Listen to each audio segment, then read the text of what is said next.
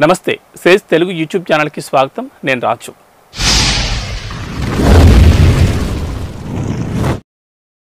ఏపీలో వచ్చే అసెంబ్లీ ఎన్నికల్లో ముఖ్యమంత్రి జగన్మోహన్ రెడ్డికి ఘోర పరాభవం తప్పదనే కీలకమైన జోస్యం ఇప్పుడు రాజకీయ వర్గాల్లో హాట్ టాపిక్. ఇదేదో దారిన పోయే దానే చేసిన ప్రకటన అయితే ఎవరు కూడా పట్టించుకోవాల్సిన అవసరమే లేదు. గత ఎన్నికల్లో జగన్కు విజయం దక్కించిన వ్యూహాల రూపకర్తగా అందరూ భావిస్తున్న ప్రశాంత్ కిషోర్ స్వయంగా చెప్పిన మాట కావడంతో సంచలన చర్చ జరుగుతోంది. అయితే జగన్ పాలన పట్ల నిజంగానే ప్రజల్లో తీవ్రమైన వ్యతిరేకత ఉందా, లేదా ఈ వ్యూహకర్త 5 ఏళ్లలోనే ప్లేట్ ఫిరాయించి ప్రజల ఆలోచనలను దారి మళ్లించడానికి ఇలాంటి స్టేట్మెంట్ ఇస్తున్నారా అనేది ఇప్పుడు చాలామందికి కలుగుతున్న అనుమానం. ప్రశాంత్ కిషోర్ ఎన్నికల వ్యూహకర్తగా సాధించిన విజయాల కంటే సాధించిన క్రేజే ఎక్కువ. ఎన్నికల వ్యూహాల కాంట్రాక్టులు పుచ్చుకున్న ప్రతి పార్టీని ఆయన గెలిపించిన చరిత్ర ఏమీ లేదు. కాకపోతే గెలుపు సాధించిన వాటి గురించి ఎక్కువ ప్రచారం చేసుకుంటూ కీర్తి సంపాదించారనేది చాలామంది చెప్పే మాట. ఏదైతేనే గత ఎన్నికల్లో జగన్కు విజయం కట్టబెట్టిన వ్యూహకర్తగా ఆయనకు పేరుంది. ఇప్పటి వరకు కూడా ఆయన టీమ్స్ ఏపీలో పనిచేస్తూనే ఉన్నాయని, ఆయన టీమ్స్ ఇస్తున్న ఫీడ్బ్యాక్ ఆధారంగానే జగన్మోహన్ రెడ్డి మార్పు చేర్పులకు సంబంధించిన కీలక నిర్ణయాలు తీసుకుంటున్నారని కూడా చాలా ప్రచారం ఉంది.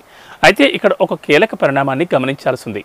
ప్రశాంత్ కిషోర్ను ప్రత్యేక విమానంలో తీసుకొచ్చి మరీ చంద్రబాబు నాయుడు ఆంతరంగికంగా భేటీ అయ్యారు.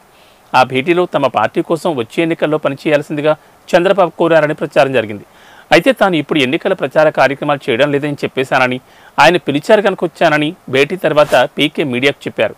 అయితే ఇప్పుడు హైదరాబాద్లో ఒక కార్యక్రమంలో పీకే మాట్లాడుతూ ఏపీలో జగన్ ఘోరంగా ఓడిపోబోతున్నారని చెప్పడం చూస్తుంటే ఇందులో ఏదో మర్మం ఉండొచ్చునని సామాన్యులకు అనుమానం కలుగుతోంది. ఓటర్లలో గెలిచే పార్టీకి ఓటు వేద్దాం అనుకునే వాళ్ళు నిర్ణీత పర్సంటేజ్ ఉంటారు.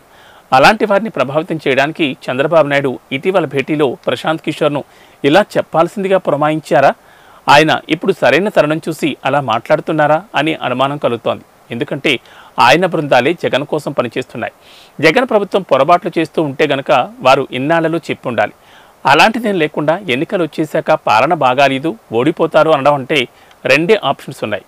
వాళ్ళ బృందాలు 100 కోట్ల రూపాయల ఫీజులు తీసుకుని మోసం చేసైనా ఉండాలి, లేదా చంద్రబాబు నాయుడు ప్రేరణతో ప్రశాంత్ కిషోర్ ఇలాంటి మాటలు గారడీ చేస్తూ ఉండాలి అని ప్రజలు భావిస్తున్నారు. ఇది ఈనాటి వీడియో. చూస్తూనే ఉండండి సేజ్ తెలుగు యూట్యూబ్ ఛానల్.